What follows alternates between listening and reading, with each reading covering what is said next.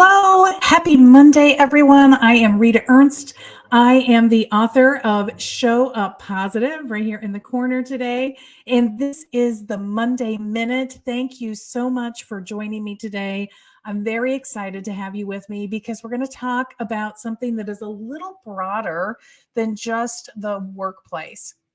If you haven't noticed and you are located here in the US, next week is the kickoff of our big holiday extravaganza for 2022, which goes for over 2 months, and that is the Thanksgiving holiday is upcoming. This is a time in the US when many families and friends gather together, especially families. And for some people, this can be a very triggering event to be spending time in close proximity with family members over an extended period of time during a day or multiple days, depending on your travel schedule. And so instead of just talking about one show up positive spark, today I actually want to talk about one of the strategies that is in the Show Up Positive book. So I have my copy of the book here, and I'm in the fifth chapter on the actual how to show up positive stuff. And we're at tip number 3, which reads, go backwards before going forwards. And what really prompted this conversation with you today is a recent conversation I had with somebody who was explaining this whole family dynamic situation that they were caught up in. And what struck me is this whole elaborate story this individual had about everybody's behind the scenes intentions and process that was going on, and which really made them feel like they were being mistreated because they were ascribing intention to a series of experiences. And when asked about it, the person said, well, this situation alone wouldn't have me feeling this way, but it's been the series of events that have happened that have me feeling this way. And I thought, oh, that is so interesting, right? Because this is what happens to so many of us going into the holidays.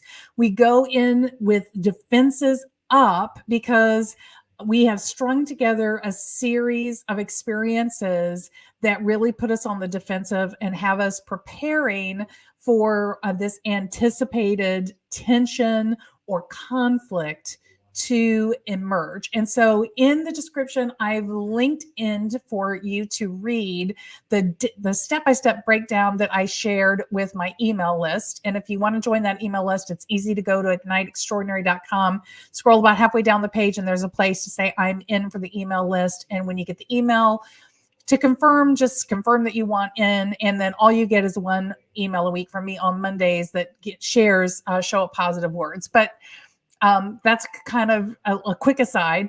Let's get back to, you can see the detail, but here's the story. Here's the deal of what I want you to understand about what is going on. And that is that we take information and observation and we put meaning to that information based on our life experiences. Based on that meaning, we form conclusions. And based on those conclusions, we form beliefs, and then we get in this reiterative process. And so tip number 3 about going backwards is about going backwards from this place of holding beliefs and conclusions about why people do what they're doing or say what they say and how this thing is going to go, and backing away from that so that we can allow ourselves to enter into that space from a less defensive posturing. And I gave a tool, a very specific tool that I love that comes from the 5th discipline called the left-hand column tool. And here's how it works. So when you think about getting together with somebody who triggers your defensiveness and your anxiety, and I give some very specific examples of this in the newsletter today, if you want to read that example. What you're going to do is you're going to take a piece of paper, you're going to fold it in half, vertically, and so that you have two columns. In the right-hand column, I want you to rethink of a recent exchange, triggering exchange you had with this individual. You're going to write that in the right-hand column. Just purely write that down. What they said, what you said, how the interchange went. Then, after you've completed that, do the right-hand column first. Don't try to do it any other way. Then you're going to re-look at that conversation. And each time the person said something to you, in the left-hand column, you're going to note what thoughts that triggered for you. Right? So let's take a classic example of something that happens to almost everybody, especially younger people. When you come into the holidays, they are sort of the trifecta of problematic things that people talk to you about. It's about marriage, children, and jobs, right? And it goes something like this. Well, you're such a sweet girl, Rita. When are you going to get married? You shouldn't be alone. Or it's, when are you going to have children? I want to be a grandma. Or it's, do you know that your best friend's mom just told me that she got a promotion at work? You know, when are you going to get a better job, or some version of that story, right? And so these conversations often happen when you get together with family members or close friends that you haven't been with in a while, and they can feel very triggering. And what do they trigger in us? They trigger our defensiveness. We feel like we're being told that we're incomplete, that we're not good enough, that we're not making the right life choices. And what we're thinking in our heads is, stop trying to control me. The way what makes you happy in your life isn't what's going to make me happy in my life. Why can't you accept me for who I am, right? We're thinking about all of these things, and it creates this constant tension. However, so in your left-hand column, you're going to notice all those things. So when somebody says, so did you heard so-and-so got engaged? And you're thinking, oh, here we go again, right? That's what you're going to write. Here we go again. I'm going to get pressured about getting married, because that's the thought that's going in your head. You're writing that in your left-hand column. And so what I want you to notice is, it is like, fill out that full left-hand column, and then start to notice how what you thought when you heard the words informed what you said in response.